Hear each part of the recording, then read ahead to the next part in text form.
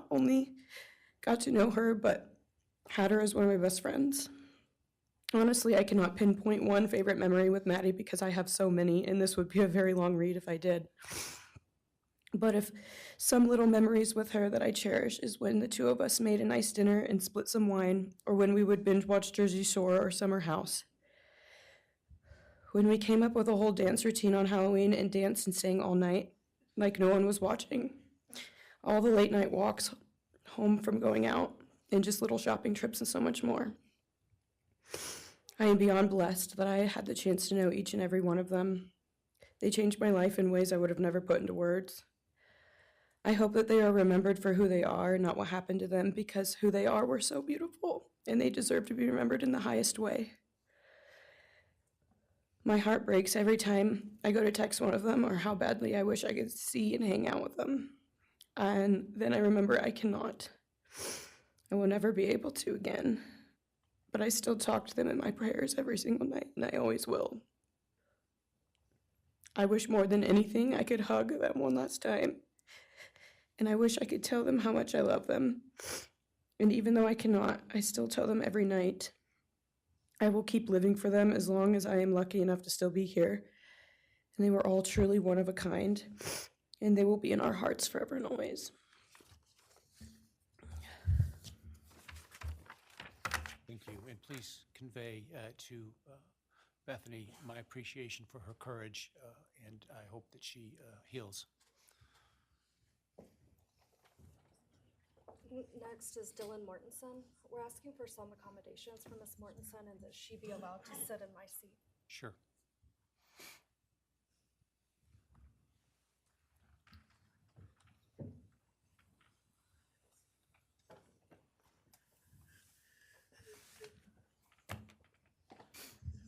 Dylan, just take your time, all right?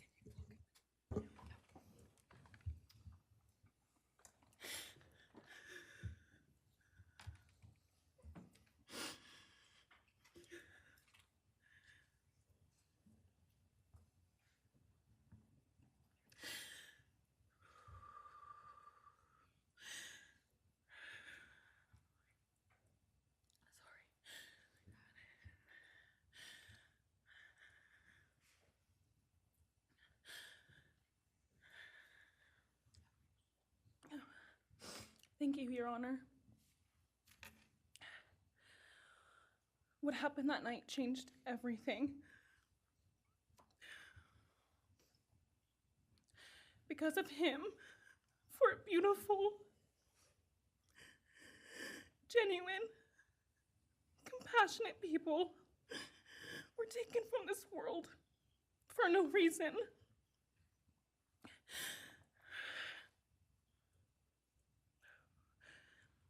He didn't just take their lives. He took the light they carried into every room.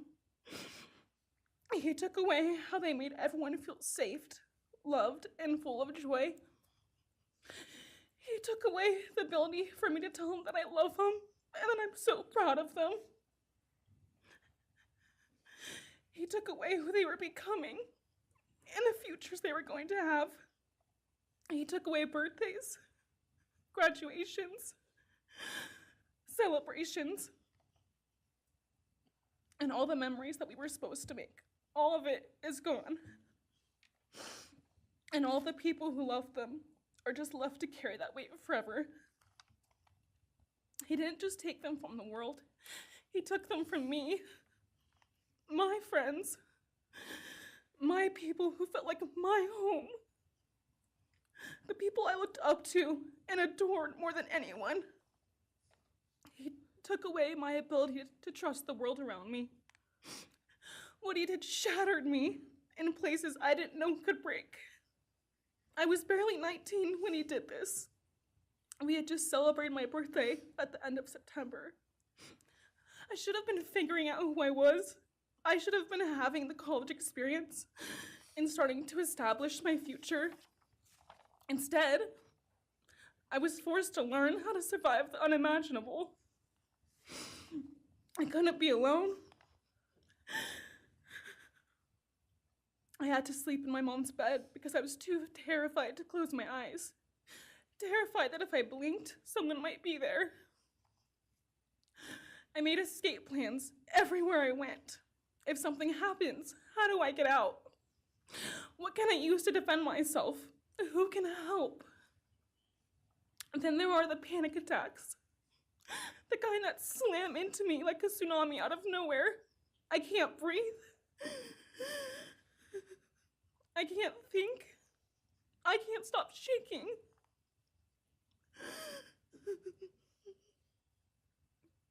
All I can do is scream because the emotional pain and the grief is too much to handle. My chest feels like it's caving in. Sometimes I drop to the floor with my heart racing, convinced something is very wrong. It's far beyond anxiety.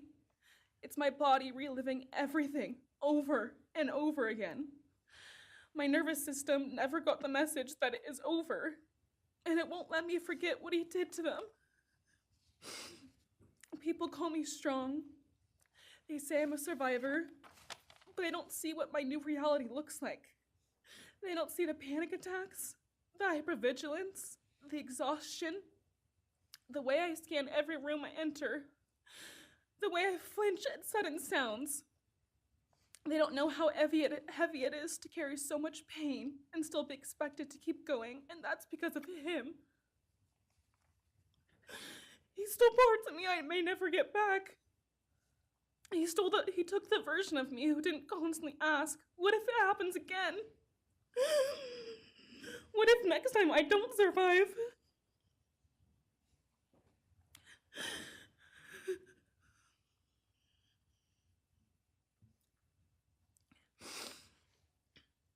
He may have shattered parts of me, but I'm still putting myself back together. Piece by piece, I'm learning how to live in this new version of life. It is not easy. It hurts, but I'm still trying. Still trying, and I'm not trying just for me. I'm trying for them, my friends. About a year ago, I had a dream about them. I got to say goodbye. I told them I won't be able to see you again, so I need to tell you goodbye. They all kept asking why, and all I could say was, I can't tell you, but I have to. When I woke up, I felt shattered and heartbroken, but also strangely grateful. Like maybe in some way that dream gave us the goodbye we never got. Still, no dream can replace them, and no goodbye will ever feel finished. He is a hollow vessel, something less than human. A body without empathy, without remorse. He chose destruction. He chose evil. He feels nothing.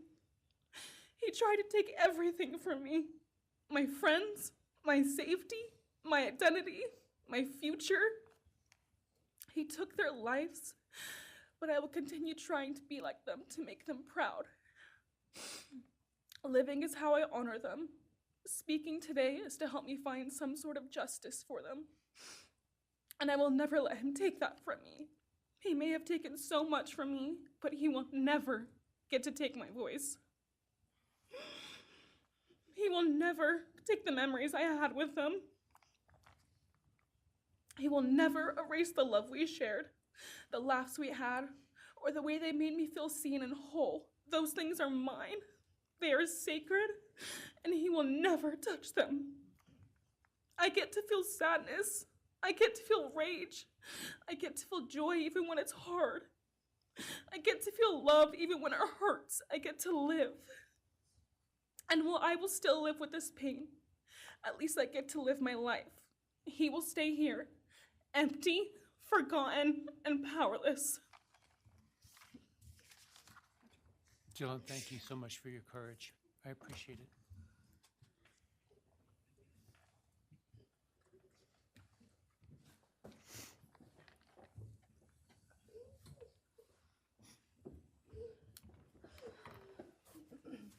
Next, we have members from the Madison Mogen family. First would be Scott Laramie, Madison Mogen's stepfather.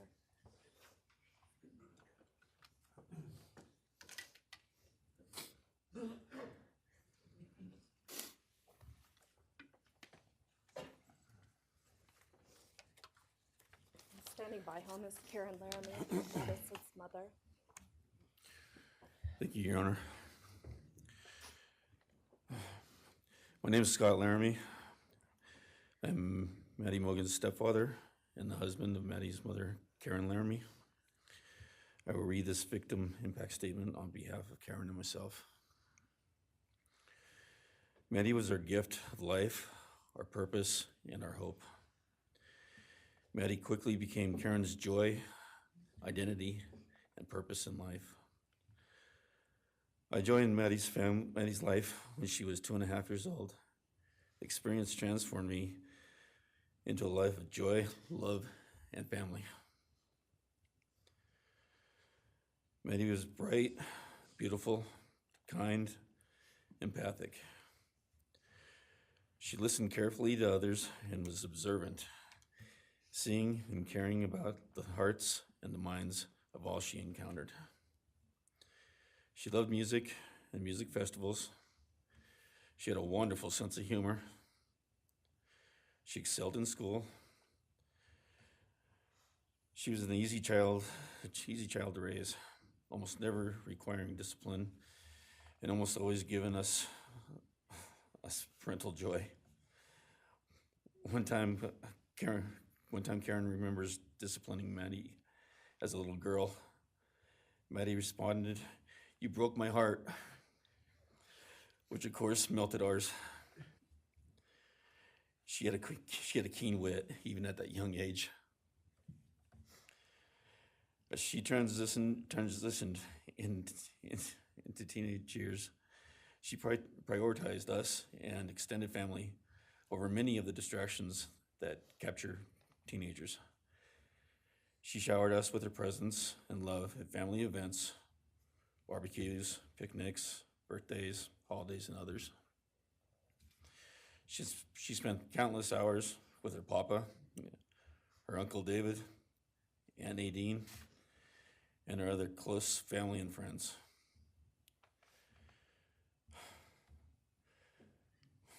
This world was a better place with her in it.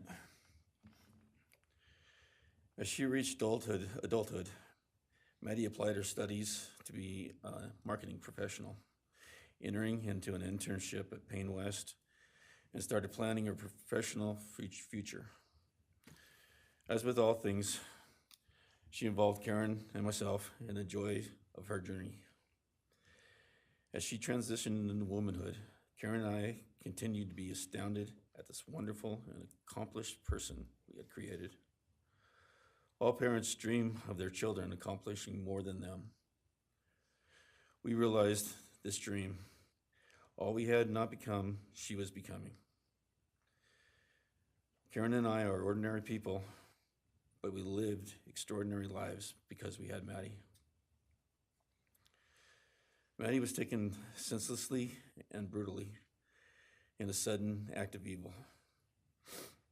She was taken along with the young, promising, and bright lives of Kaylee, Xana, and Ethan. First, we felt disbelief. Next, we felt disorientation. Then we felt grief overcome us. Our grief is compounded even more for the Goncalves, Kernodle, and Chapin families. We speak of hope and healing, and we do have hope and some healing. But the vast emotional wound will never fully heal. Since Maddie's loss, there's emptiness in our hearts, home, and family, an endless void. After losing her mother in a car crash, Karen took years to grieve and recover. The feeling that her life with Maddie and Abe was perfect helped her to start to heal. Now, this is no longer perfect. After Maddie's loss, Karen felt like she was spinning out emotionally collapsing into anxiety and depression. She sometimes asks, how am I supposed to go on when I've lost my favorite person in the world. I felt the same, and we continue to struggle. The loss of Maddie has impacted so many beyond our family. Her second family is her sorority sisters who grieve alongside us. She has so many close friends who suffer from her loss. We will continue to be, her loss will continue to be felt by the Vandal community, including Vandal Solutions on campus, where she volunteered her time for others.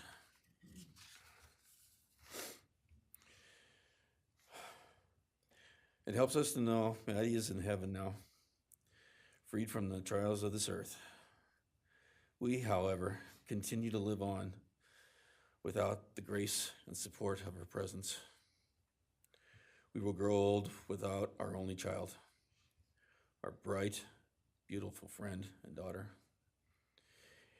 In the end, there are no words that can accurately capture the devastation of losing Maddie. We will endure, and we will go on. For Maddie, we will not let our grief consume us. For Maddie, we will continue to love and care for our family and friends, including the families of Kaylee, Xana, and Ethan. We will remain united with them. We can only hope that others out there suffering similar losses can look to us and see that we can overcome hatred, darkness, and evil. We know the law allows us to comment on the defendant and his sentence. As for his sentence, we support the plea agreement. Society needs to be protected against this evil. As for the defendant, we will not waste words, nor will we fall into hatred and bitterness. Evil has many faces, and we now know this, but evil does not deserve our time and attention. We are done being victims. We are taking back our lives. We will turn our time, talents, and attention to hope, healing, and helping others, and to the future. We invite all those who have suffered with us on this to join us in our journey. We can make this world a better place. We can move on from tragedy. Adversity will visit us, evil will visit us, but we will overcome. We can and will endure. Karen and I express our gratitude to Your Honor and to the prosecution team for allowing us the opportunity to make this statement. Thank you. Thank you so much for your courage, and I am so sorry for your loss. God bless. Your Honor.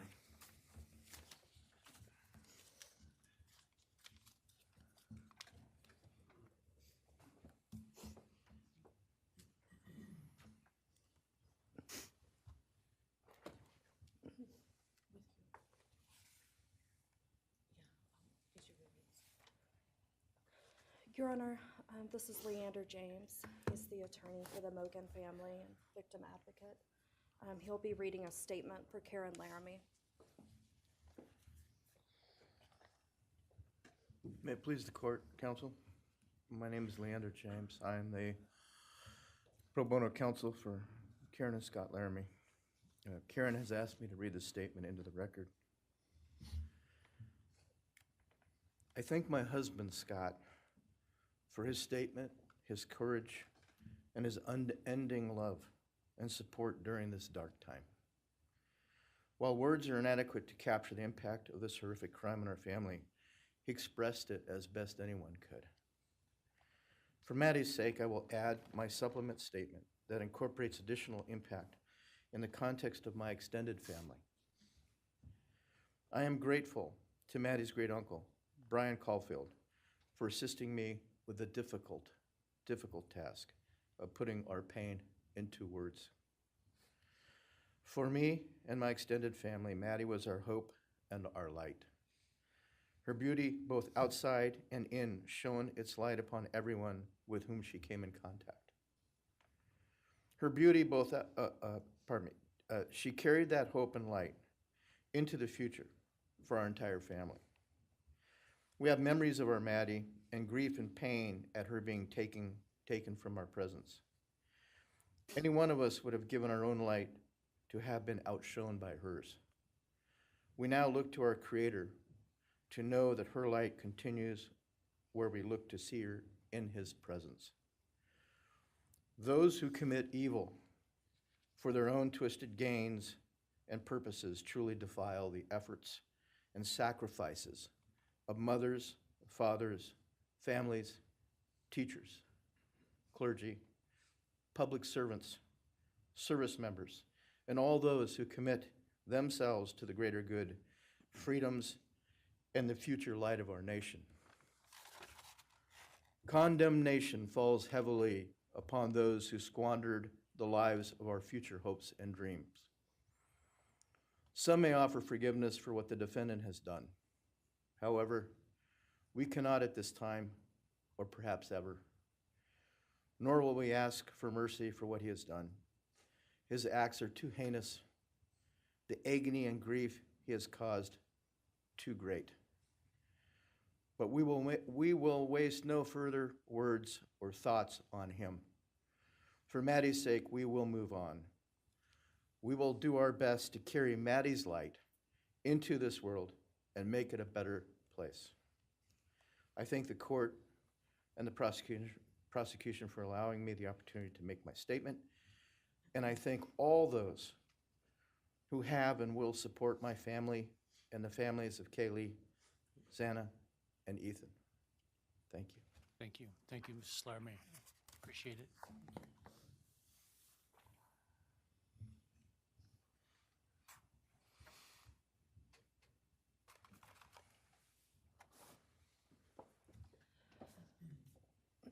Next is Ben Mogen, the father of Maddie Mogen.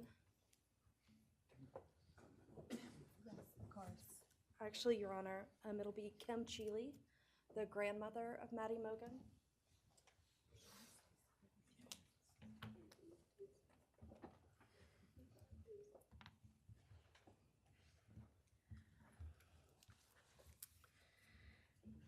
My name is Kim Cheeley. I was Maddie Mogen's paternal grandmother, as Ben Mogen, her father, is my son. I'm here today with my sister Lori Cheeley, Maddie's great aunt, and my son Ben Mogen, and my daughter-in-law Corey Hatrock. I'd like to begin by thanking a number of people involved in bringing this case to closure. In my daughter's words, the plea deal the prosecution team reached this month is one that punishes the perpetrator of this horrendous crime, protects the public from further harm, and allows all of us who knew and loved these kids the time to grieve without the anxiety of the long and gruesome trial, the years of appeals, and potential for mistrials along the way. My family and I are so grateful to Bill Thompson and his prosecution team for their dedication and painstaking work that forced the perpetrator to admit his guilt. We want to thank the Idaho State Police, the Moscow Police Department, the FBI, and Judge Hippler. We'd also like to thank the University of Idaho officials who have treated the families of the victims with such dignity and kindness, and who have honored the 4 victims beautifully. Maddie was my first grandchild, so when she was born, all her grandparents had the distinct pleasure of deciding what we'd like to be called. I chose Nana, pretty original. But when Maddie was about 1.5 years old, her papa, Ben's dad, and I were planning to visit the new little family in Oregon.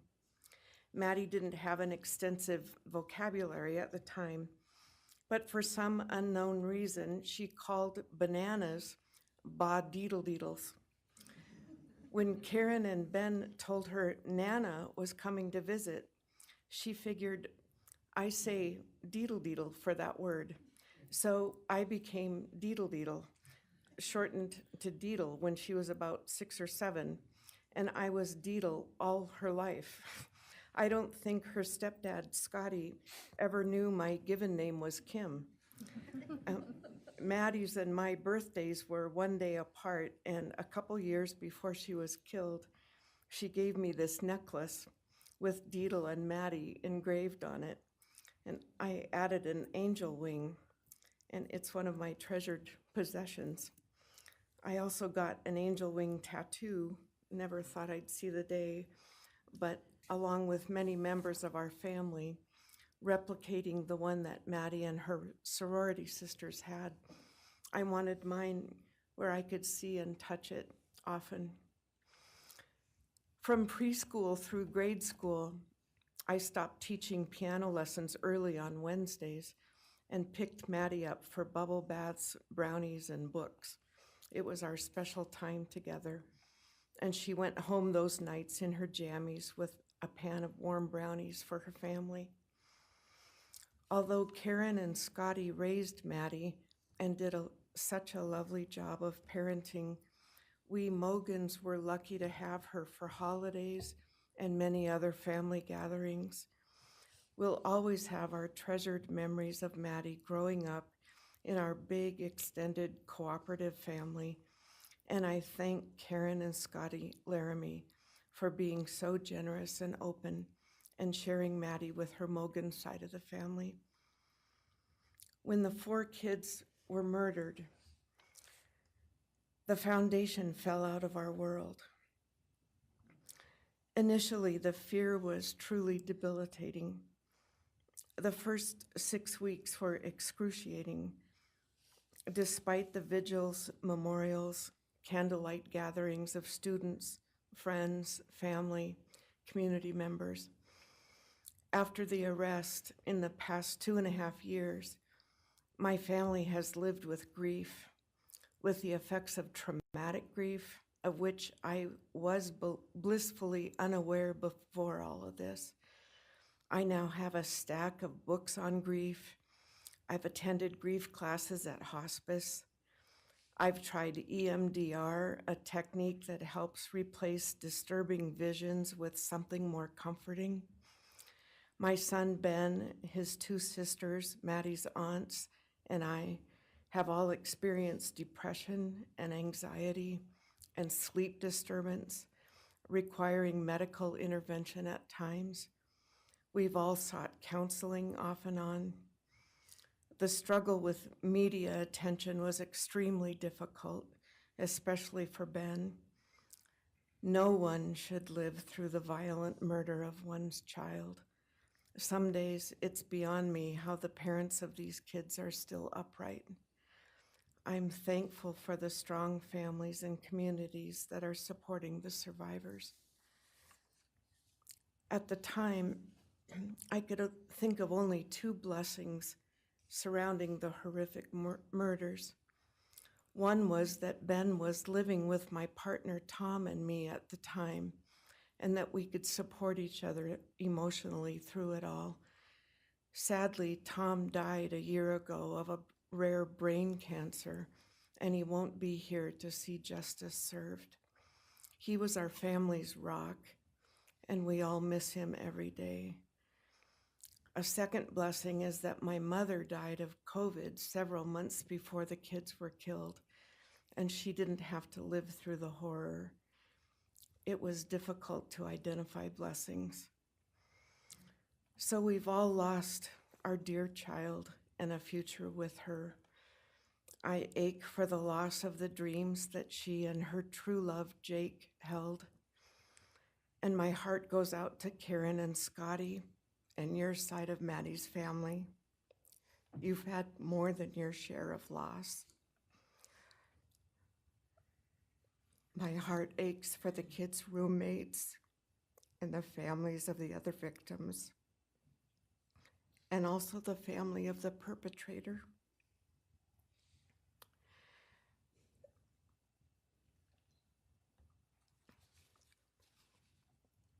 Going forward, we Mogans are choosing to put our energy and focus into honoring Maddie's too short life and sweet spirit by celebrating Maddie May Day, which my two daughters established.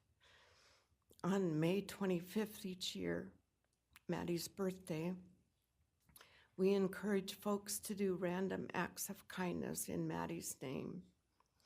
In my daughter Katie's words, may we all protect our peace in whatever way possible, unite in community, and focus on joy. Please do an act in kindness in Maddie's honor during this week, so a glimmer of Maddie's light may live on. Thank you. Thank you, and I appreciate your courage, and bless you and your family. Thank you.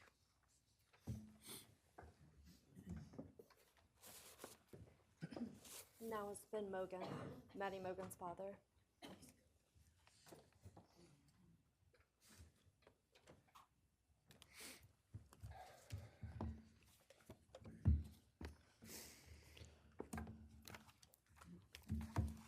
I'm Benjamin Mogen. I'm Maddie's dad.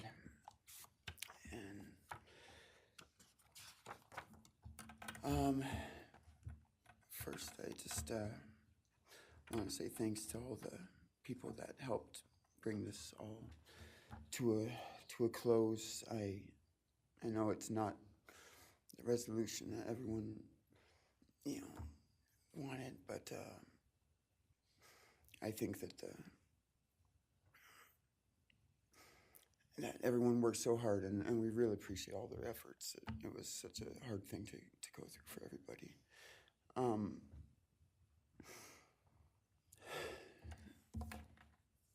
Maddie was my only child that I ever had.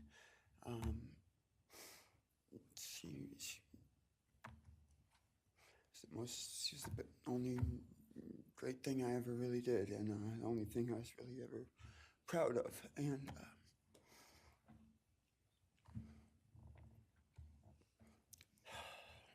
I thought we would have the rest of our lives together to be together and to know each other, and I took for granted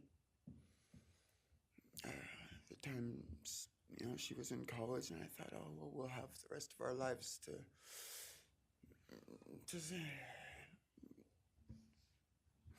do all the stuff that we're supposed to do, and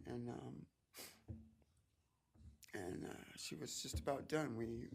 She actually earned all of her credits for her college degree, and Karen and Scotty and I got to go and get her diploma that she actually earned, and she served every bit of that. And but I thought that that was going to be just the beginning of a long life together, and we never got that. Karen and Scotty did such a great job raising her after Karen and I split up, and I'm so thankful for Scotty and the role that he played in her life when I wasn't able to. But we got to spend a lot of great times together, Maddie and I. She was my favorite person to go to a concert with. We got to see some fun shows together, and I told her, if there's ever a show that you want to go to, let me know, and I'll get you tickets for you and your friend, or if we want to go together, we'll make it happen. And my favorite memory with her was when the Mac Miller show sold out here in Spokane, and everyone wanted tickets, no one could get them, and on the last day before the show, they did a radio thing, and I got 4 meet and greet tickets for Maddie and her friends and me to go and see the show, and that was her favorite artist at the time, was Mac Miller, and he's gone now too. And my little cousin Zach drove us all there that night, and he's gone too, tragically. And anyway, the last thing that she ever wrote to me was this Father's Day card, and I'm so glad I still have it. I'm just gonna read what she said. It says, "Happy Father's Day. I hope you have the best day. I can't wait till we can hang out again soon. I'll be in Coeur d'Alene, 6:24 to 7:4. Hopefully we can find a time then. I loved your birthday card that you sent me, by the way. Maybe we can see a concert sometime soon. I'd love to see the gorge when it's not so smoky out. I hope you're doing well. I'm proud of how far you've come. Thank you for always encouraging me to do my best. Love you lots and lots. Love, Maddie May." She did encourage me to not just to do my best, but to live on. I went through a lot of issues with addiction and with substance abuse, and when I wasn't wanting to live anymore, she was what would keep me from just not caring anymore, and knowing that she was out there and that she was just such a beautiful person kept me alive. A lot of rough moments, and I'm so glad that she was able to meet Jake. He was the only one that actually ever got to take her to the gorge. They went and saw Watershed together, and yeah, they had a heck of a time. I'm glad she got to. That's a really special place for me, and she always wanted to work out there with me in the summer sometime. She never got to, but at least she got to see it once with Jake. He was such a great guy. He is such a great guy, and I really wanted to see what a future with them would have looked like.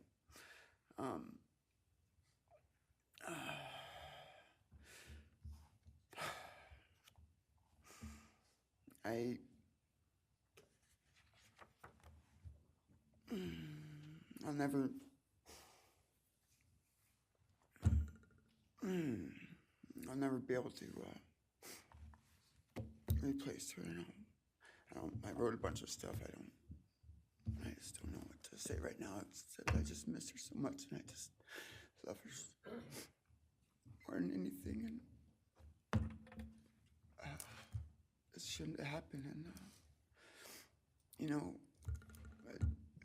a death sentence is one thing. You know when it's going to happen, and it's going to be all gentle and stuff. But life without parole, with a building full of people that all just want you to not be around anymore, winking at every morning, not knowing if that's the day they're going to pull your card. I mean, it's not a very nice sentence either. So, I don't know. I just love you, Maddie, and I wish you were still here. Thank you so much.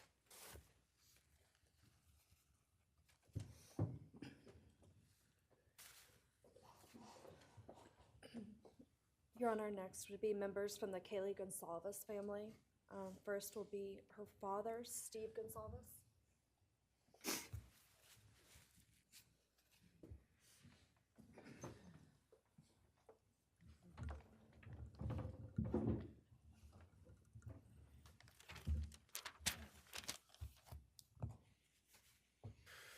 Today, we are here to finish what you started.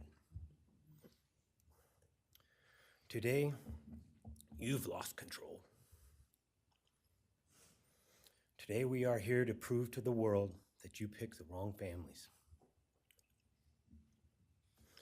The wrong state, the wrong police officers, the wrong community. You tried to break our community apart. You tried to plant fear. You tried to divide us. You failed. Instead, your actions have united everyone in their disgust for you. I just learned from these lead investigators To their shock, they worked in an investigation and actually worked with Pennsylvania police officers and the federal FBI. You united everyone. Everyone was united after you. None of us are divided. We are united in our disgust and our love for these children. Today you have no name. Because when this all started, we all came together and we said, let's stop even talking about his name and just use initials. So even the media just calls you BK. That's all you are. Looking back when the police officers knocked on my door, told me what happened to my child, told me what happened to Maddie Mae, I don't think he was even out of the driveway before my kids turned around, looked at me and said, what do we do, Dad? I told them, you get to work. You get your ass to work. And we started calling, we started texting, we started emailing. And you know what? Within hours, we had your white car on camera. We knew from the very beginning we had you. Police officers tell us within minutes they had your DNA, like a calling card. You were that careless, that foolish, that stupid. Master degree, you're a joke, complete joke. But we took this disaster and we did what we could. We put everything online. We took our kids, we took our images, we took everything that they did, their videos, their photos, the girls' pranks, Ethan singing. We put it out there, we shared it with the world. And the world united. And all they ended up, when they talked about this case, is they talked about Kaylee Jade, Maddie Mae, Xana, and Ethan. Everything what these people meant to us, a father, a mother, a brother, a sister, we shared that with our community. Then we shared it with our state. We shared it with the country, and eventually we shared it with the world. The world's watching because of the kids, not because of you. Nobody cares about you. You're not worth the time, the effort to be remembered. In time, you will be nothing but two initials forgotten to the wind. No visitors, nothing more than initials on an otherwise unmarked tombstone. From this moment, we've all started.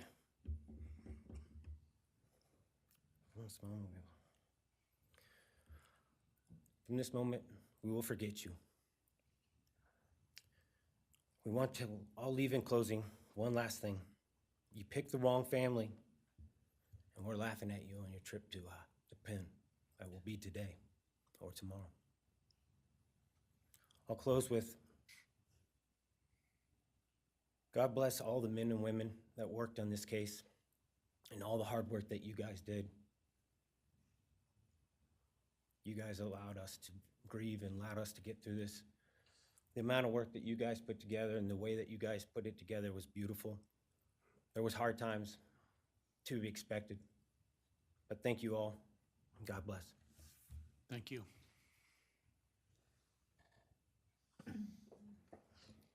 Your Honor, next is Stephen Goncalves, Kaylee's brother.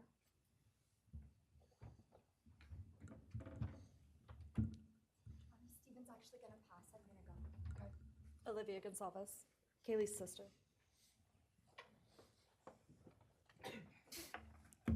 Hello, I'd like to start by thanking the court for allowing me the time and opportunity to speak today. My name is Olivia, and I am the big sister of Kaylee Goncalves, and I was blessed to love Madison Mogen as a sister too. I'm not here today to speak in grief, I'm here to speak in truth. Because the truth is, my sister Kaylee and her best friend Maddie were not yours to take. They were not yours to study, to stalk, or to silence. They were two pieces of a whole, the perfect yin and yang. They are everything that you could never be. Loved, accepted, vibrant, accomplished, brave, and powerful. Because the truth about Kaylee and Maddie is they would have been kind to you. If you had approached them in their everyday lives, they would have given you directions, thanked you for the compliment, or awkwardly giggled to make your own words less uncomfortable for you. In a world that rejected you, they would have shown mercy. Because the truth is, I'm angry. Every day I'm angry. I'm left shouting at the inside of my own head everything I wish I could say to you. The truth about me is when I heard the news, I didn't cry. I listened for them. I promised them I would, that I would fight for them, that I would show up no matter what it cost me. I swore I'd never let them feel alone. Because you see, I've always been their heavyweight. I've always been the one to fight the battles they didn't feel ready to fight themselves.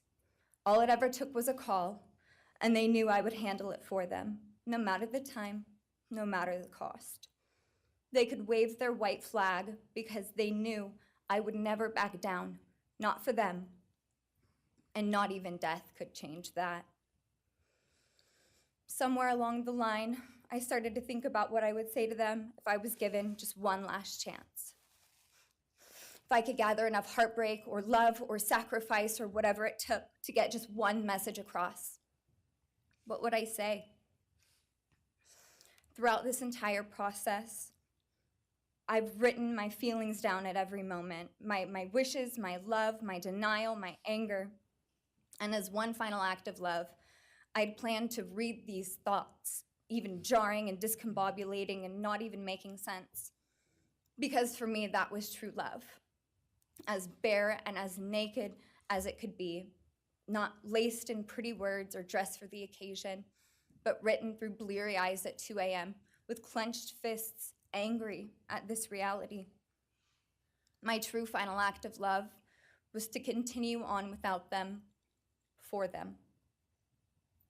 That dream to read aloud my love to them, to bring meaning through pain, was the latest blow in realizing you don't deserve it. And Kaylee and Maddie don't need it. Kaylee and Maddie have always known my love, and they would never ask me to prove it by further victimizing myself to a defendant who has shown no guilt, no remorse, no apprehension. They would say to me, "Why would you give the satisfaction of showing vulnerability now? You promised you would never back down." And for that clarity, I'm thankful. I won't stand here and give you what you want. I won't offer you tears. I won't offer you trembling. Disappointments like you thrive on pain, on fear, and on the illusion of power. And I won't feed your beast. Instead, I will call you what you are: sociopath, psychopath, murderer. I will ask the questions that reverberate violently in my own head, so loudly that I can't think straight most any day. Some of these might be familiar, so sit up straight when I talk to you. How was your life right before you murdered my sisters? Did you prepare for the crime before leaving your apartment? Please detail what you were thinking and feeling at this time. Why did you choose my sisters? Before making your move, did you approach my sisters? Detail what you were thinking and feeling. Before leaving their home, is there anything else you did? How does it feel to know the only thing you failed more miserably at than being a murderer is trying to be a rapper? Did you recently start shaving or manually pulling out your eyebrows? Why November 13th? Did you truly think your Amazon purchase was untraceable because you used a gift card? How do you find it enjoyable to stargaze with such a severe case of visual snow? Where is the murder weapon, the clothes you wore that night? What did you bring into the house with you? What was the second weapon you used on Kaylee? what were Kaylee's last words? Please describe in detail the level of anxiety you must have felt when you heard the Bearcat pull up to your family home on December 30th, 2022. Which do you regret more? Returning to the crime scene 5 hours later, or never, ever going back to Moscow, not even once, after stalking them there for months? If you were really smart, do you think you'd be here right now? What's it like needing this much attention just to feel real? You're terrified of being ordinary, aren't you? Do you feel anything at all? Or are you exactly what you always feared? Nothing. If you're so powerful, then why are you still hiding, defendant? You see, I'm here today as me. But who are you? Let's try to take off your mask and see. You didn't create devastation. You revealed it in yourself. And that darkness you carry, that emptiness, you'll sit with it long after this is over. That is your sentence. And it was written on the wall long before you ever pled guilty. You didn't win. You just exposed yourself as the coward you are. You're a delusional, pathetic, hypochondriac loser who thought you were so much smarter than everybody else. Constantly scolding, turning your nose up to grammar mistakes, nitpicking and criticizing others. You wanted so badly to be different, to be special, to be better, to be deep, to be mysterious. You found yourself thinking you were better than everyone else, and you thought you could figure out the human psyche and see through it, all while tweaked out on heroin. Lurking in the shadows made you feel powerful because no one ever paid you any attention in the light. You thought you were exceptional, all because of a grade on a paper. You thought you were elite because your online IQ test from 2010 told you so. All of that effort just to seem important. It's desperate. There is a name for your condition, though. Your inflated ego just didn't allow you to see it. Wannabe. You act like no one could ever understand your mind, but the truth is you're basic. You're a textbook case of insecurity disguised as control. Your patterns are predictable. Your motives are shallow. You are not profound. You're pathetic. You aren't special or deep, not mysterious or exceptional. Don't ever get it twisted again. No one is scared of you today. No one is intimidated by you. No one is impressed by you. No one thinks that you are important. You orchestrated this like you thought you were God. Now look at you, begging a courtroom for scraps. You spent months preparing, and still all it took was my sister in a sheath. You work so hard to seem dangerous, but real control doesn't have to prove itself. The truth is, the scariest part about you is how painfully average you turned out to be. The truth is, you're as dumb as they come. Stupid, clumsy, slow, sloppy, weak, dirty. Let me be very clear. Don't ever try to convince yourself you mattered just because someone finally said your name out loud. I see through you. You want the truth? Here's the one you'll hate the most. If you hadn't attacked them in their sleep, in the middle of the night, like a pedophile, Kaylee would have kicked your fucking ass. Thank you. Thank you.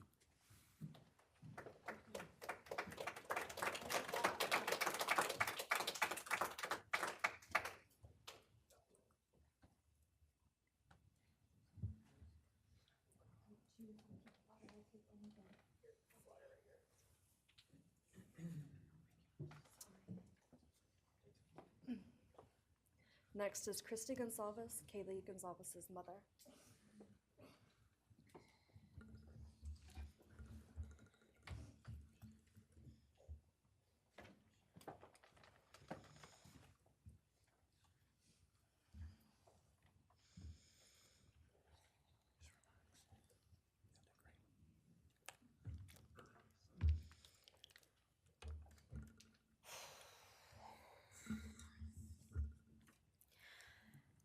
Thank you, Your Honor.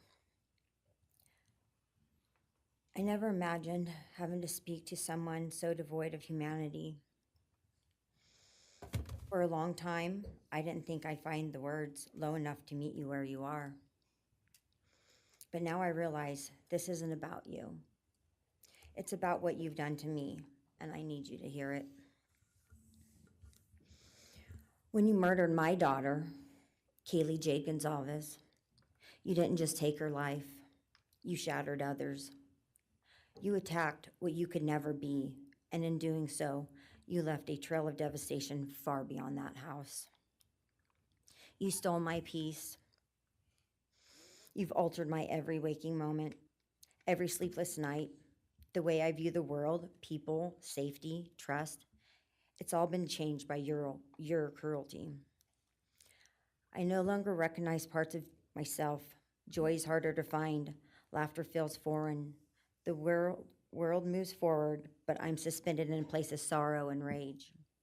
You've taken from me something that can never be restored. The grief sits with me every day, some days quietly, and other days so loud it drowns out everything else. The emotional toll you've inflicted on me is immeasurable. I live with a constant ache, with birthdays that are now memorials, with holidays that feel hollow, with empty chairs that scream louder than words ever could. I am forever changed. But for you, as a person working on a PhD in criminal justice, you really didn't think this one through. You're not that good. In fact, you're not that good at anything. You couldn't secure a job. You couldn't get along with others.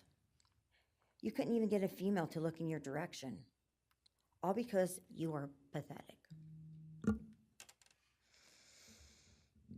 Now you're a joke in this courtroom. I wish I could crown you with a jester hat to complete your orange jumpsuit clown look. A dead killer doesn't kill again. So while I'm disappointed the firing squad won't get to take their shots at you, I'm confident that the men in prison will have their way with you in more ways than one. You will finally get what you wanted, physical touch. Just probably not how you were expecting it. See, you haven't beat the system. You've simply entered a new one, where the rules are cruel and the consequences will never end.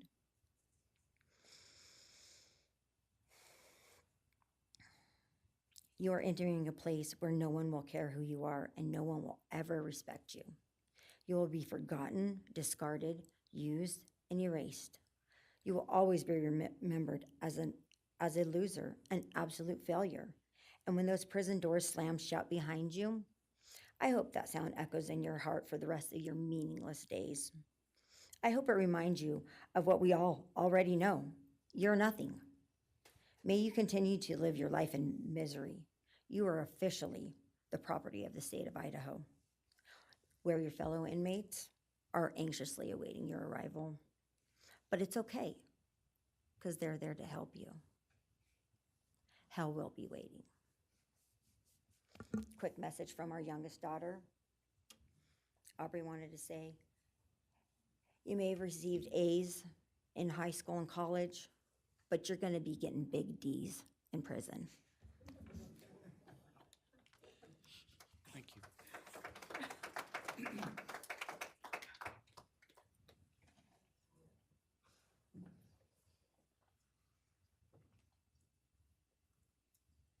Do we have more from the Goncalves family, or are you? Yes. Next would be Shannon Gray, the Goncalves family attorney. He'll be reading statements from Kaylee Goncalves' grandmothers. Well, Morning, Your Honor. Shannon Gray, the attorney for the Goncalves family. I actually have 3 statements, one from her aunt and 2 from her grandparents. This is from her aunt, Tammy Butts. You, in the cloak of darkness, made a decision to turn our whole family's world upside down forever. You, in the cloak of darkness, took our Kaylee J. Goncalves away from us all without hesitation. Never have you shown any remorse or regret. We just get creepy, non-expressive stares as you have your team of women defend you. Kaylee was a strong, kind, fun-loving, caring person, and she will greatly be missed by all her family and friends for the rest of our lives. She had goals in life that you took from her and us. We lose on watching her enjoying her life, working hard and building the future she wanted. She was ready to start that after college life. You and the cloak of darkness took it all away. You left us without her future wedding, her future children that she would have added to our family. No more talking to her on the phone, going for a coffee, celebrating holidays, it's all gone. You and the cloak of darkness gave each and every one of Kaylee's family members their own lifetime sentence.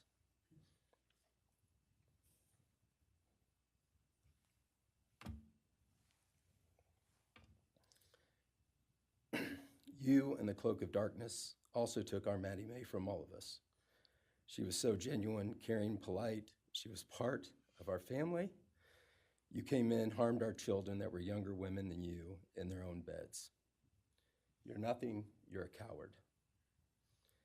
It's not right that you have received life. I pray that you meet your end in the cloak of darkness, burn in hell. I have two other statements, Your Honor.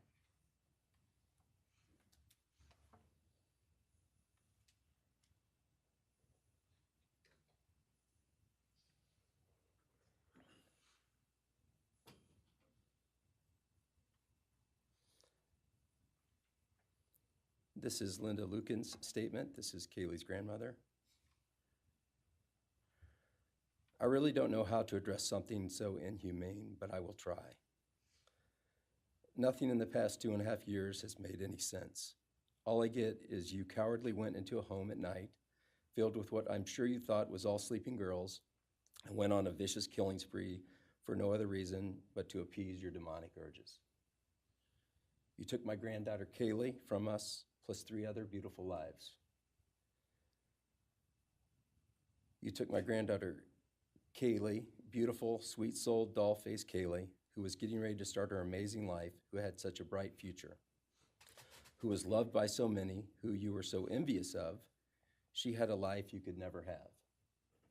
You are so beyond human. You're definitely a demon from hell. I truly wish your punishment would be the same death you inflicted on our kids. But I think you will meet some new friends in prison who will be there just to help you. Thumbs up.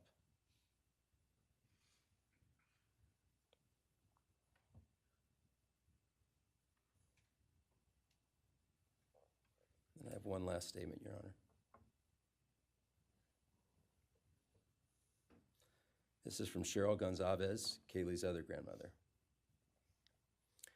John 1:5 says, light shines in the darkness, and the darkness overcomes it not.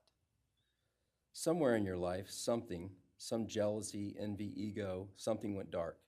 It pushed out all light until you became dark and evil. And when you saw my granddaughter and her friends, their light, because they have such a light, you couldn't stand it. Because the darkness in you could not stand the light in them. And so you decided to destroy it. Cowardly, you walked into their rooms in the dark and took their lives, hoping to get rid of your darkness. But you didn't. You failed.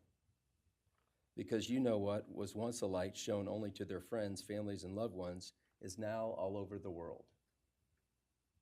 Everyone sees it.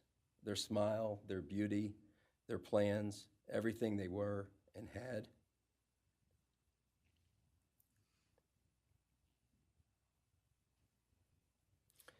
And you think you put a close to it, even that, but you didn't.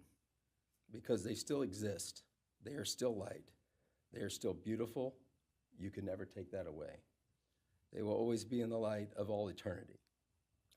And you will be in the darkness because you could not overcome it. You failed. I want you to be gone, more than gone. I want you to be cast out. Cast out from my life, from my family, from this earth. I will not allow your hatred to penetrate into my own soul. You did not get that power. You are evil, and in the end, evil is eradicated. You didn't take Kaylee's light, you spread it into the world.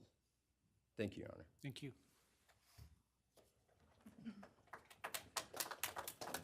All right, if Are you moving to a different family now? All right, why don't we take a 10-minute recess, all right?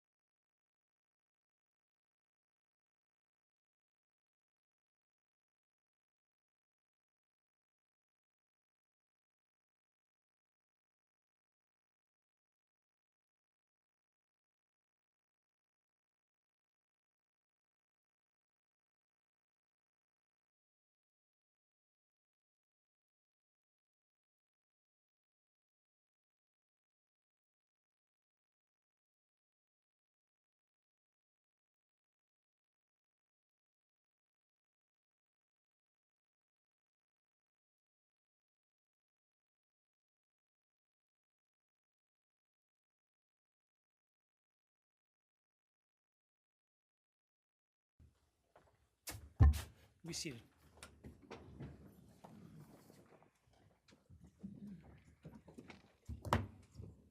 All right, Ms. Jennings. Thank you, Your Honor. The next family is the family of Xana Kernodle, and first would be Jasmine Kernodle, Xana's sister.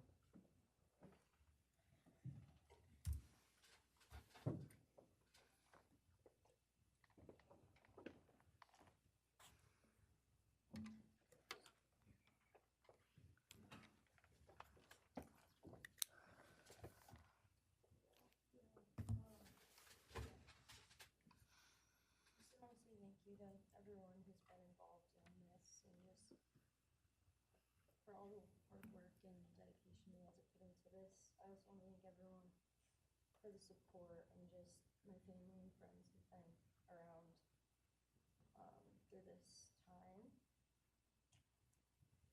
I went back and forth on whether to speak today because the truth is you don't deserve power over my feelings, my words, or me. Thank you.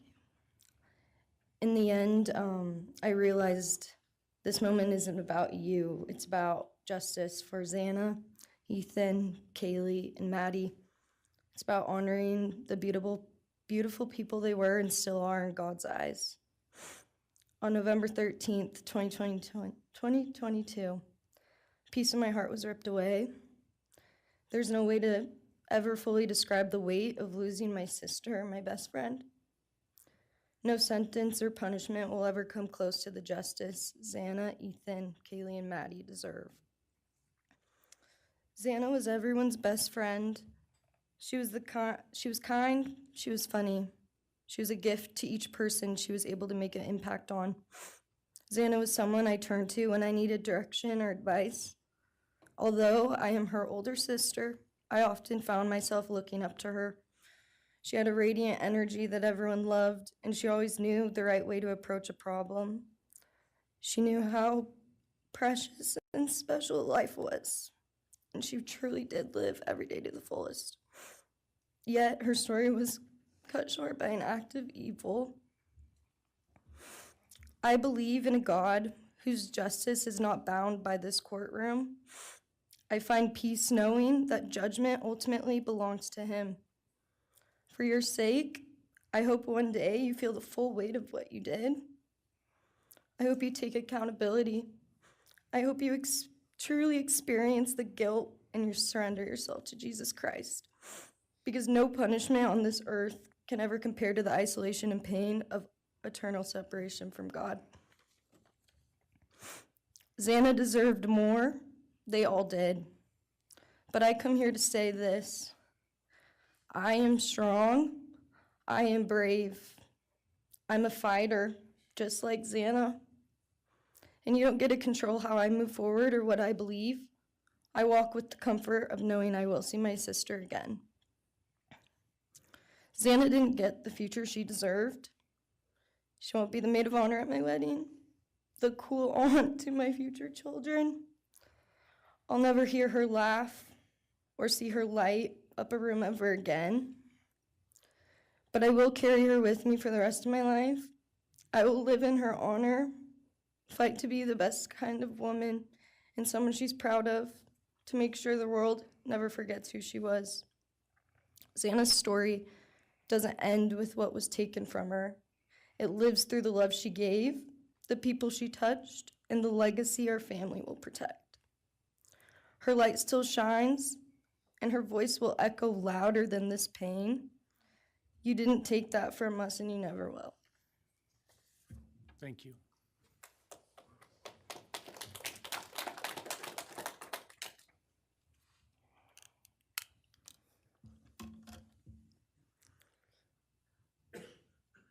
I just want to say before I start, I'm Xana's dad, Jeff Kernodle. It's been a hard road down, you know, because she's gone. And I want to thank everybody, other their families that's speaking so far, spoke about things. I agree with everything they have to say. It all comes back to a lot of the same things that I've had to deal with and we as a family have had to deal with. And that brings me, basis of what I'm talking about a little bit is on my way up here, flying up here in the plane, and about halfway through the flight, this little girl is calling out for her dad. Hey, dad, dad, dad. And then in my mind, I was kind of half asleep. It's dark on the plane. I heard Xana calling out for me like she did, back when she was little, 5 years old. And those times were hard. It was chaotic, but we always had something to work toward that was in a positive direction, compared to right now, which is necessarily not as positive as that for sure. And I know I miss Xana a lot. My life's been changed, and Xana had a great impact on me. And the impact was when she was gone, I realized how important she was and what she really did for me, influenced me, was way beyond what I ever thought. She'd call me up on the weekends, check on me, see who's with me. She's like accountability to your youngest daughter. And that really made a big difference. It made me really think about things and what it's all about, That's the things that I miss the most, is those calls on the weekends, the calls at 11 at night. What's going on? You want to meet my friend? Whoever she's with, a couple of her friends, I can meet them, talk to them. And she always did that. And it's pretty cool. Pretty cool. I really miss that. And she made a big impact on me, on other people, her family. But the impact that she made is so extensive on what happened here. And it goes so far. People from everywhere in the world, are following things, and Xana has made a difference in their lives. So, countless people told me that. They might not even know her. They never knew anything about her. It's what they see, and they just love her and say how they wish she could have been their friend. Could have been their friend, could have hung out, and it's like, this is the blessing, this is the whole kid was, and definitely was a big blessing in my life, and so is Jasmine, and basically, we worked hard to do the things we did, through the times they were growing up, and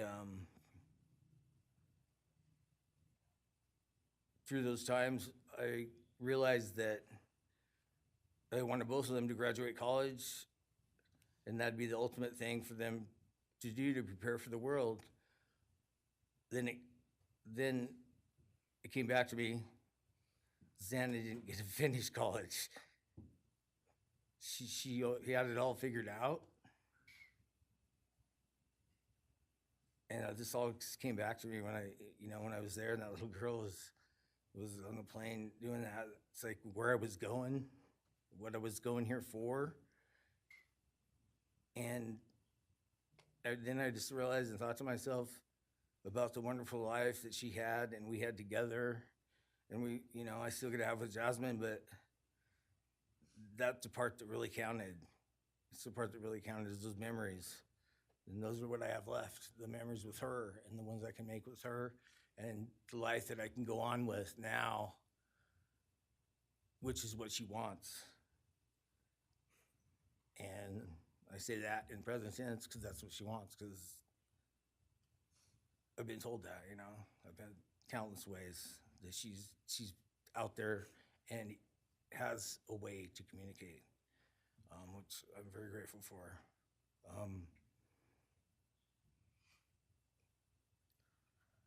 That goes to say that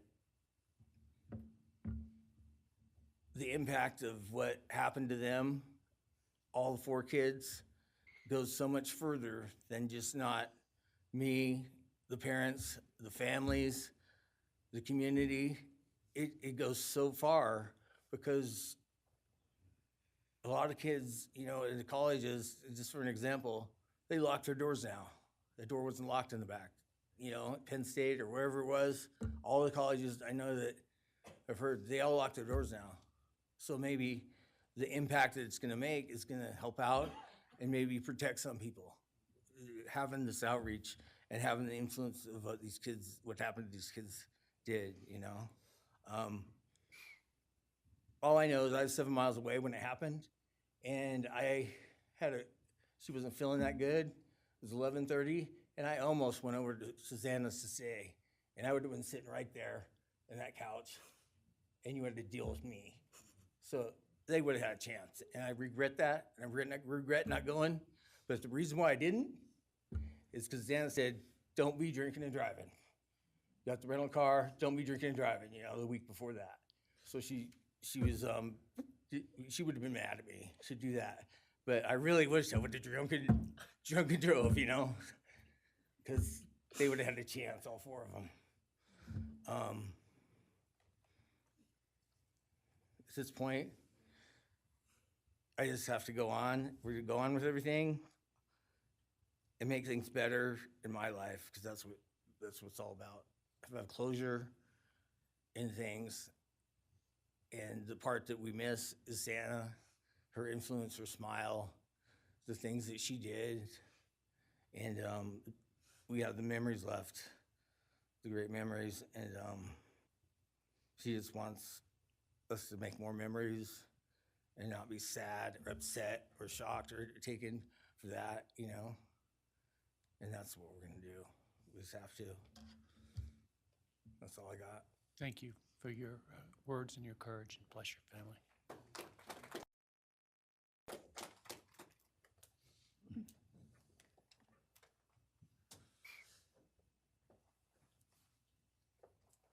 Next, Kim Kernodle would like to address the court.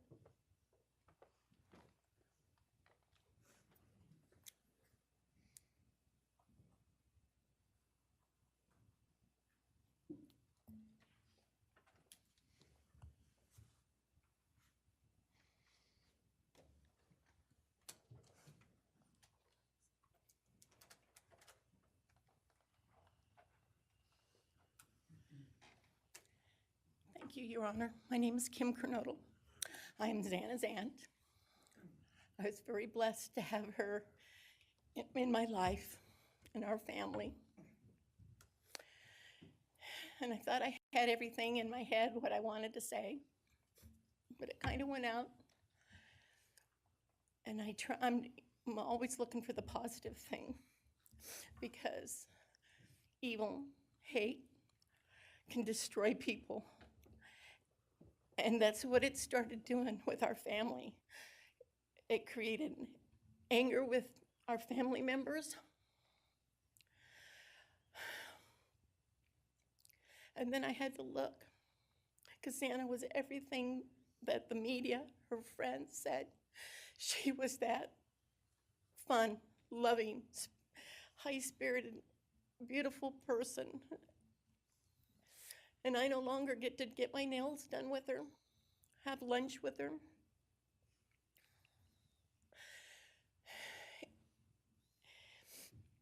Sorry.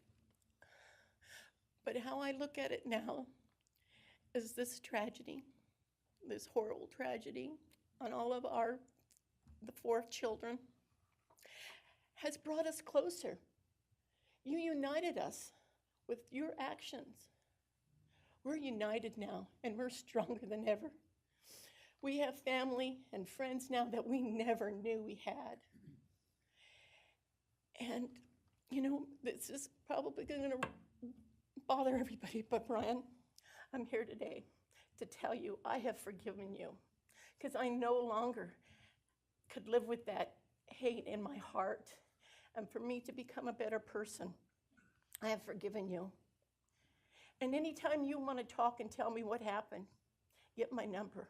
I'm here, no judgment, because I do have answers or questions that I want you to answer. And I'm here. I'll be that one that'll listen to you, okay? Thank you, Your Honor. Thank you very much. My name is Stratton Kernodle, and I'm Xana's uncle, Jeff's brother. Sitting here today listening to the stories and feelings and feeling the pain from everybody is a pretty powerful thing. It's each time a statement was read, it sort of would tug into my center core as I felt everybody's anguish. And Xana meant a lot to us, and we loved her very much. But I started thinking about, instead of rehashing everything that everybody else has talked about, I wanted to direct it another direction toward Bryan and what he's done to his family, his parents, his siblings, his friends, his universe. He has contaminated, tainted their family name, and pretty much made a horrible, miserable thing to be ever related to him. And I know that that's what he has to live with, and that has to be his pain. And that's all I have to say. Thank you.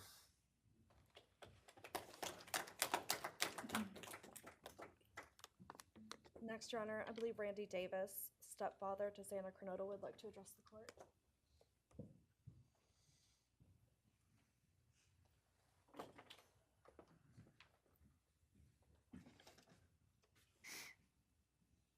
Hi, my name's Randy, stepdad of Xana. I just feel the same way we all do.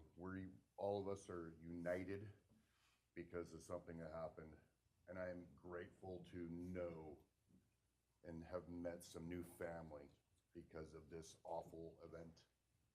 But this is probably the last time we're all going to be in the same room together, let's be real. So I can say, I love you all, and I feel your pain. And just God bless us all, you know? Just get through it. I had stuff wrote up. It was probably best I didn't read it out. Probably get kicked out of here, so. You know, I'll share one thing to you guys, not to you, with Xana. So I was working in North Dakota and came home, and Jazzy and Xana had taken our son Elijah and put him in a dress, makeup, and it was awful, you know. I was like, I don't know. She was funny. I told her she'd be in the movies and be somebody great one day like that. And now she is just above us as an angel with all the other beautiful kids. So let's hold that to our hearts, because this evil thing is not going to take nothing from us. You, man, I don't know what my limits are here, but I'm really struggling, dude. I am struggling, so I want to just be out in the woods with you just so I can teach you about loss and pain. I love God. I wouldn't take your life. That's up to him. But I guarantee you, you are weak. God, I would just give a moment, man, 5 minutes out in the woods. Oh, man. Ooh. You're going to go to hell. I know people believe in other stuff. You're evil. There's no place for you in heaven. You took our children. You are gonna suffer, man. I'm shaking because I want to reach out to you, but I hope you feel my energy, okay? Go to hell.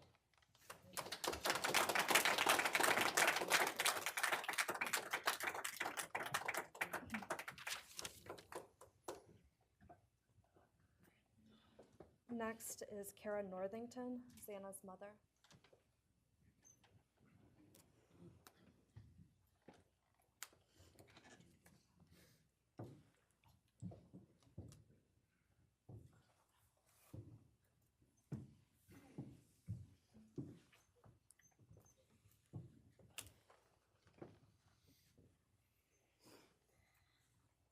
I'm Kara Northington. I am Xana Kernodle's mother. This letter is to you, really. But it's for my daughter, who was murdered by you. Today I stand before you, the man who is responsible for murdering my beautiful daughter, Xana Kernodle. My daughter was beautiful both inside and out. She possessed love for those around her and had a light so bright it will live on forever in our hearts. She brought joy and laughter to her friends, her family, and anyone in her presence. Our Lord and Savior, Jesus Christ, now has her in his loving arms in heaven, where she can never be harmed ever again for eternity. Because of her, I came to know my Lord and Savior, Jesus Christ. Because of her, many will come to Christ. It is Christ who lives in me that has given me the strength to forgive you. It was of no power of my own. In return, the Lord has filled me with joy, hope, and peace that surpasses all understanding. Jesus has allowed me to forgive you for murdering my daughter without you even being sorry or asking for this. This is only possible because he who lives in me is greater than any evil in this world. For God hath not given us the spirit of fear, but of power and of love and of a sound mind. I do not fear you or even let you rent space in my head anymore. This forgiveness has released me from any and all evil you have inflicted on me and my family. It has allowed me to let our Lord deal with you. You have accepted a deal that will prevent you from receiving the death penalty. Nothing man can do to you can ever compare to the wrath of God. Inevitably, you will stand before our Lord and will have to answer to him over the sins you have committed in murdering our children. I pray you come to the end of yourself before that day. Whether you like it or not, heaven is for real, and so is hell. The innocent life of Xana that you stole from myself and my family, and the destruction of this, and the destruction it has caused, I am washing my hands of you and turning you over to my Lord and Savior, Jesus Christ, whom vengeance belongs to. In closing, I want to read a passage from the Bible, Ephesians 6, King James Version. Finally, my brethren, be strong in the Lord and then in the power of his might. Put on the whole armor of God, that ye may be able to withstand the wiles of the devil. For we wrestle not against flesh and blood,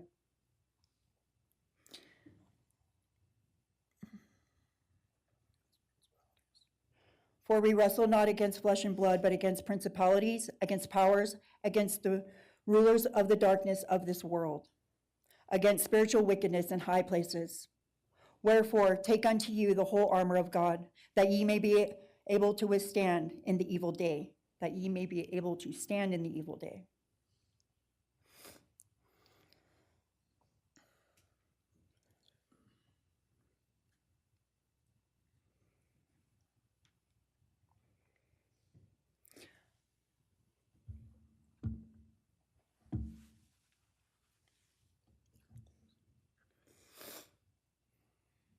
I'm not going to share memories of Xana or any more of the goodness of her with you, because I do not want that to be in your head. I don't want it to be in your head. You don't deserve that. You don't deserve our good memories that we have.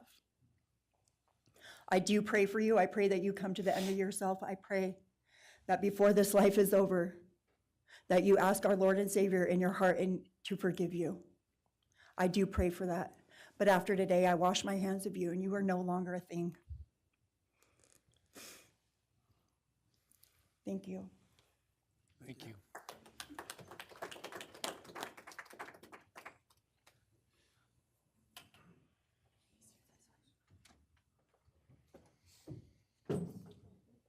I don't believe the state has any other victim impact statements. Okay.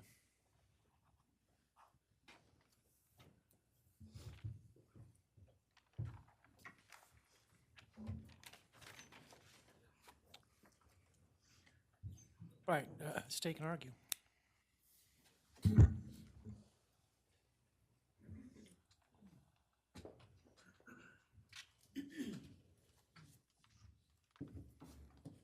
Thank you, Your Honor.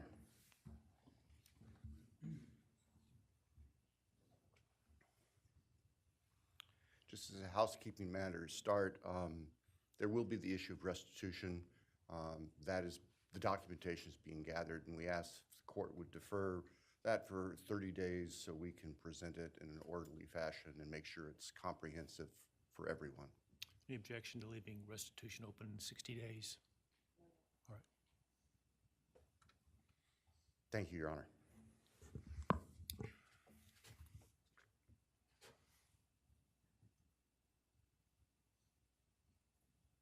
I think it's necessary and appropriate to share for everyone here, including the court, the background that brings us in front of Your Honor today for these proceedings.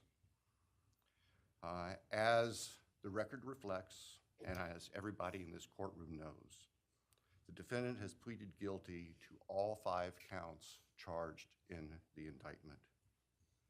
Under oath before Your Honor, he has admitted that the charges against him are true. He has reassured the court that he has not been coerced or threatened to make those admissions. And Your Honor did an extraordinary job in taking the pleas back on July 2nd. We appreciate the court's discipline and insight. The defendant has also waived appeal on the multitude of rulings from this court and Your Honor's predecessor in Latah County on dozens, literally dozens of motions seeking to dismiss the case, seeking to control or limit evidence, seeking to offer evidence that would not be appropriate. And we appreciate the court's consistent rulings based on the law, based on the facts.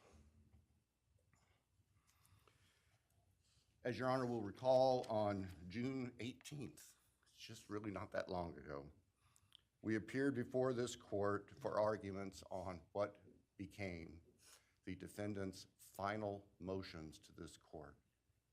Motion where they wanted to offer evidence suggesting that other people were responsible for the defendant's actions, and the motion seeking essentially an indefinite continuance of the trial. It was readily apparent to all of us in the courtroom from Your Honor's comments that those motions were not going to be granted. So we returned to Moscow and continued with what we had been working on for months in preparation for trial. We had no qualms about going to trial if trial was what was necessary and appropriate.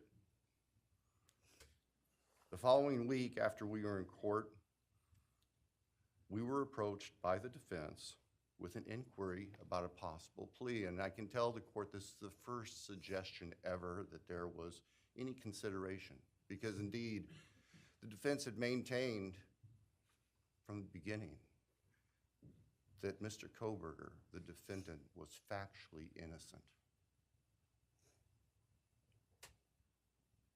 It's clear that the reality of the evidence and the case that had been investigated and prepared and that we were ready to present in court became a reality. Our reaction, among other things, was to reach out to all the families.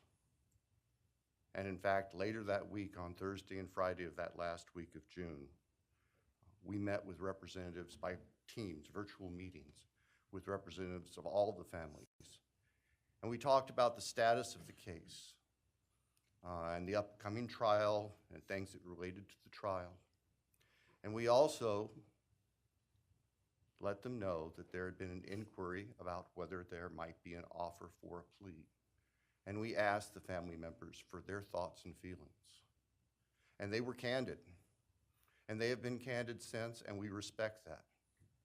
And we understand, recognize, and acknowledge that there was a difference of opinion among representatives of the different families. We understand that.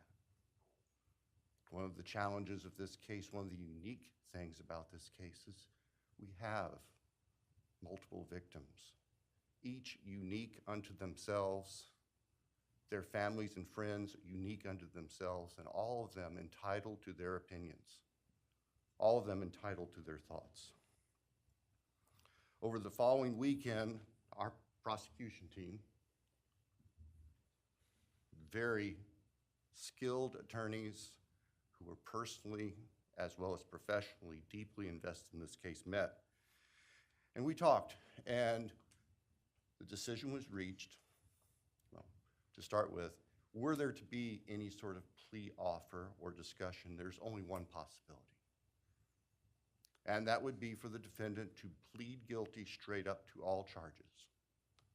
There would be no bargaining about counts. There would be no bargaining about reduced sentences. And so we made the proposal to the defense that if the defendant was willing to plead guilty up front to all 5 counts as charged and waive appeal of the court's myriad decisions during the past 2.5+ years on all these motions that would have consumed years, if not decades, of time in the future. By the end of the weekend, we were notified the defendant was prepared to plead guilty as charged and factually acknowledge his responsibility in court for these horrible crimes. Obviously, those discussions and negotiations were confidential. And as Your Honor noted, I believe, that was necessarily so, because if the defendant had decided not to plead guilty, it would have been devastating to our jury pool for there to be public information that there had been consideration by either party to a plea resolution. And protecting the prospective integrity of a trial after so many years was paramount. So, the end of the weekend came. We notified the victims' families of what had occurred. I recognize and acknowledge personally, and I respect the fact that of these fine, suffering people here, not everybody agreed with the decision we make. I accept that. It's my responsibility in the end. I recognize that that's the duty of the office that I hold.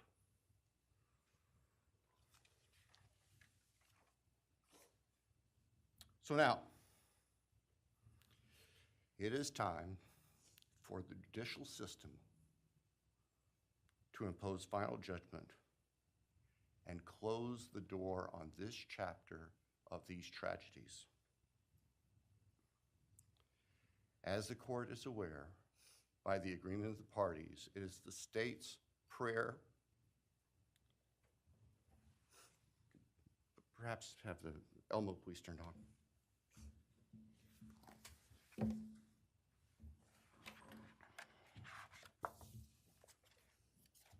Thank you.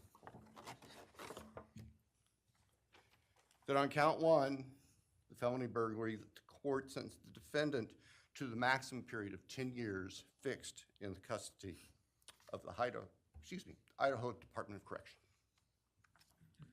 Then on count 2,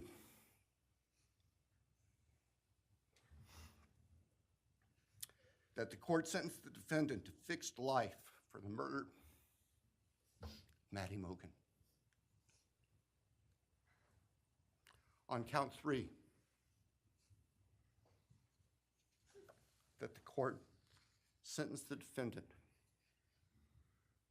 to fixed life for the murder of Kaylee Goncalves. On count 4, that the court sentenced the defendant to fixed life for the murder of Xana Kernodle. On count 5, that the court sentenced the defendant to fixed life for the murder of Ethan Chapin. And the state further prays that these sentences be ordered to run consecutively, back to back, not at the same time, to recognize and respect the unique individuality of each of these beautiful young people whose lives were taken brutally and for no reason.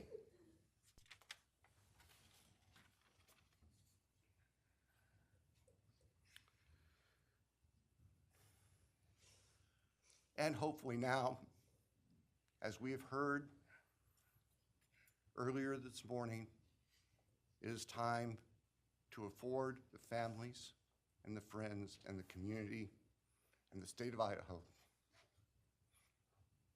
and the nation and the world to move forward. We can't undo, and we can never undo, the horror of what occurred on the early morning hours of November 13th, 2022 at 1122 King Street in Moscow, Idaho.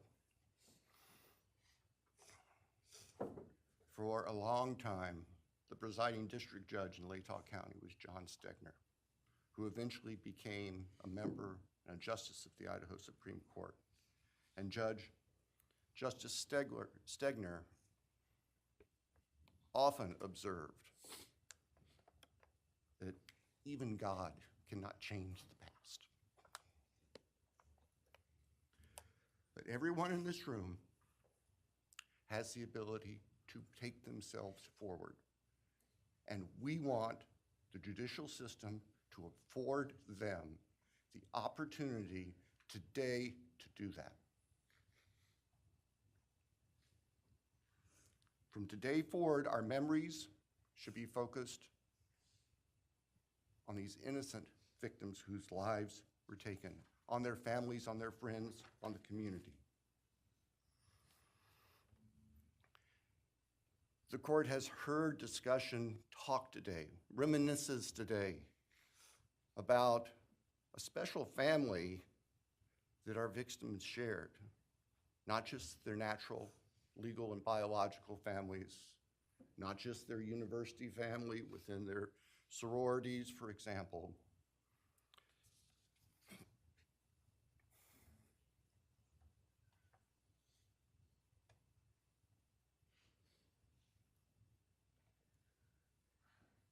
But this family. This is the picture taken on November 12th, 2022, of the special family of 1122 King Road. And you can see all 6 of these dynamic, vibrant, loving, special, innocent faces taken together just across the street from their residence, and barely 12 hours before 4 of them would be brutally murdered in their sleep. They've been described consistently as being bright, caring, vivacious,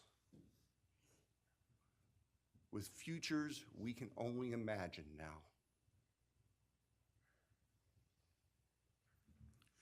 But they were, and they remain, a special family that I think we should all recognize and appreciate.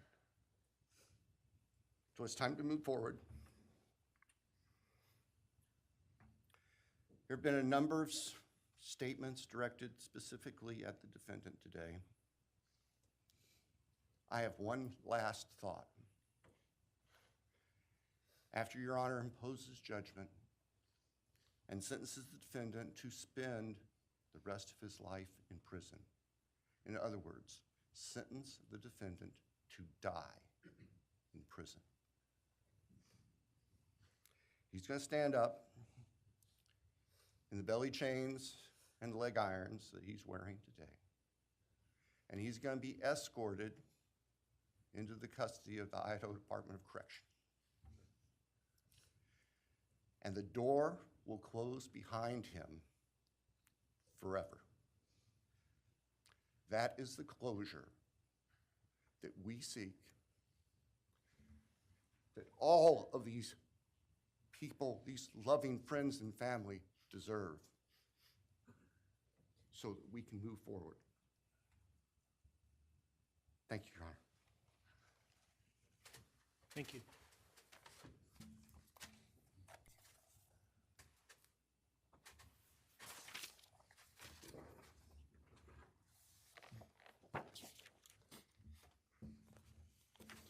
All right, does the defense have evidence to present today? All right. Does defense wish to make argument today? Your Honor, we do not wish to make arguments. Mr. Kohberger, along with his legal team, is prepared for the court to enter judgment. All right, Mr. Kohberger, you have an opportunity to make a statement if you wish to. I take it you are declining. I respectfully decline. Well,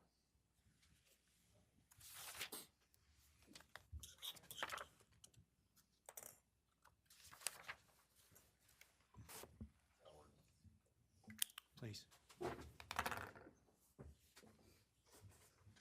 All right, let me start this morning by acknowledging and thanking those that have come here today in support of their loved ones, and I appreciate your courage and your strength. And I hope that you are able to move on as best as possible. Thank counsel for the professionalism that they've exhibited throughout this case.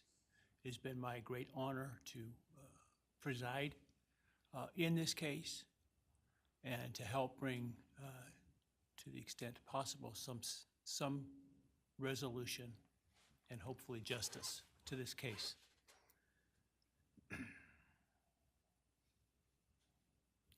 During the quiet morning hours of November 13, 2022, a faceless coward breached the tranquility of 6 beautiful young people and senselessly slaughtered them, 4 of them.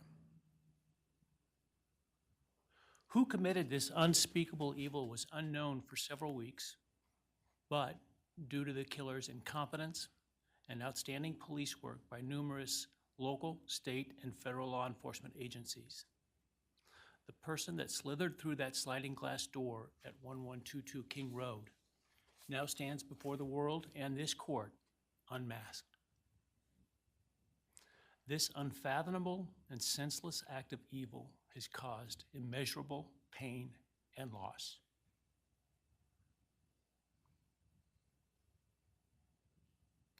No parent should ever have to bury their child.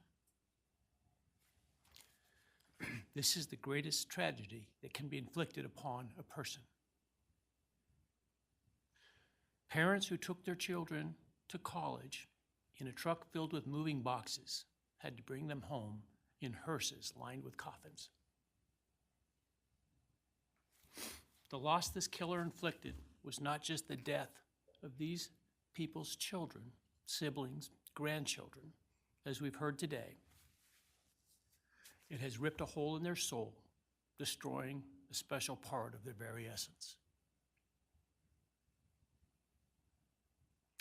Any person who is a parent defines themselves foremost as such.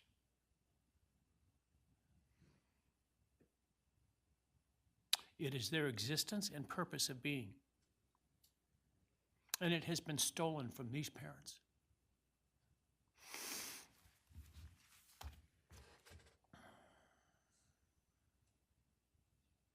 None of us have experienced the loss these victims have in the unspeakable way that they have.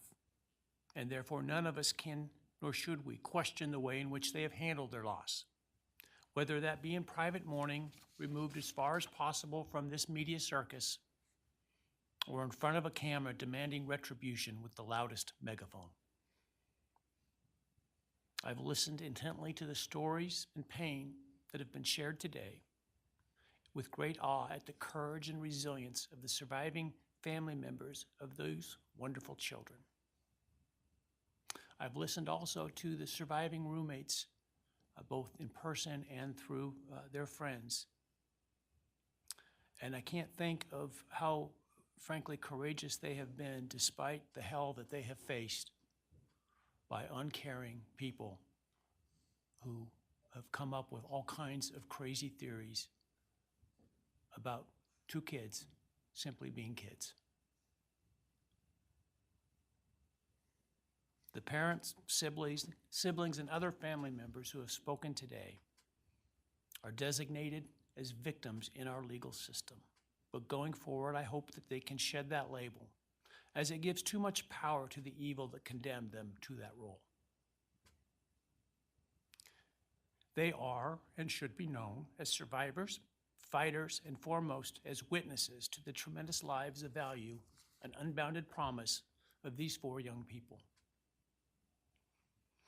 But those speaking today and those who did not speak, but who carry this same burden, this same loss, now carry forward the memories of these now perpetually young people, these forever children. These survivors carry the responsibility of ensuring that the voices of these children, Maddie, Kaylee, Xana, and Ethan, are never forgotten, and the positive impacts that they have had on so many lives are never minimized, and that the love they shared, the light that they shined onto others, is forever celebrated. As we sit here today, this case is ending, and we are now certain who committed these unspeakable acts of evil, but we don't know, and what we may never know is why. I share the desire expressed by others to understand the why. But upon reflection, it seems to me, and this is just my own opinion, that by continuing to focus on why, we continue to give Mr. Kohberger relevance. We give him agency and we give him power. The need to know what is inherently not understandable makes us dependent upon the defendant to provide us with a reason, and that gives him the spotlight, the attention, and the power he appears to crave. Yet even if I could force him to speak, which legally I cannot, how could anyone ever be assured that what he speaks is the truth? Do we really believe, after all of this, he's capable of speaking the truth or of giving up something of himself to help the very people whose lives he destroyed? Rather, I suspect the so-called reason would be dished out in enticing, self-serving, and aggrandizing untruthful bits, leaving people wanting more information, more insight, and thus enhancing even further the power he seeks to hold. Even if we could get truthful insight into his why, I suspect it would not in any way quench one's thirst for actually understanding why in the first instance. Because there is no reason for these crimes that could approach anything resembling rationality. No conceivable reason could make any sense. And in the end, the more we struggle to seek explanation for the unexplainable, the more we try to extract a reason, the more power and control we give to him. In my view, the time has now come to end Mr. Kohberger's 15 minutes of fame. It's time that he be consigned to the ignominy and isolation of perpetual incarceration.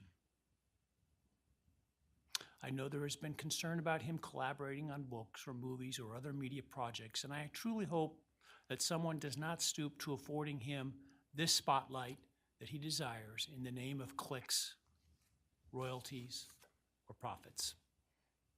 While criminal behavioralists should study him away from the spotlight in an attempt to prevent other would-be killers from acting on their worst impulses, There should be no need for that to spill over into the public eye. The great Idaho jurist Edward Lodge was known for trying to find something positive about every person he ever sentenced. And with over a half a century as a trial judge, that was a lot of people. This was often challenging, and I recall in one case he said that the best he could come up with was the defendant had good penmanship. Truth be told, I'm unable to come up with anything redeeming about Mr. Kohberger because his grotesque acts of evil have buried and hidden anything that might have been good or intrinsically human about him. His actions have made him the worst of the worst. Even in pleading guilty, he is giving nothing hinting of remorse or redemption, nothing suggesting even a recognition or understanding, let alone regret for the pain that he has caused. And therefore, I will not attempt to speak about him further, other than to simply sentence him so that he is forever removed from civilized society. And accordingly, based upon his conduct and based upon the record before this court, recognizing the standards that govern this court's sentencing decisions as set forth in State v. Toohill, I hereby sentence Mr. Kohberger as follows. On count 1, burglary, 10 years fixed, 0 years indeterminate. I also impose a fine of $50,000. Count 2, first-degree murder of Madison Mogen. I sentence the defendant to a fixed term of life imprisonment without the possibility of parole, a fine of $50,000, and a civil penalty of $5,000 payable to the family of the victim. On count 3, for first-degree murder of Kaylee Goncalves, I sentence the defendant to a fixed term of life imprisonment without the possibility of parole, a fine of $50,000, and a civil penalty of $5,000 payable to the victim of the family, or to the family of the victim, pardon me. On count 4, for the first-degree murder of Xana Kernodle, I sentence the defendant to a fixed term of life imprisonment without the possibility of parole, a fine of $50,000, and a civil penalty of $5,000 payable to the family of the victim. On count 5, for the first-degree murder of Ethan Chapin, I sentence the defendant to a fixed term of life imprisonment without the possibility of parole, a fine of $50,000, and a civil penalty of $5,000 payable to the family of the victim. The sentences on counts 1, 2, 3, 4, and 5 shall run consecutively to one another. Restitution will be left open for 60 days. Defendant will be required to submit a DNA sample and a right thumbprint impression to the Department of Corrections and comply with the DNA Database Act. I remand the defendant to the custody of the Idaho State Board of Corrections for to be imprisoned in an appropriate facility and execution of the sentence where he will remain until he dies. Though you have waived your right to appeal, you do have a right to file a notice of appeal, and any such appeal must be filed within 42 days of the date of the written judgment, which will be entered shortly hereafter. Though the appeal, you should be aware, may be deemed a violation of the plea agreement, and so I certainly suggest you discuss that with counsel if that is your desire. I ask the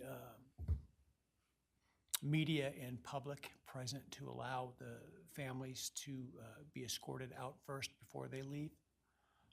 Again, thank you to everyone for your stories today. I am strengthened by them, and I am encouraged by your humanity and strength, and God bless you.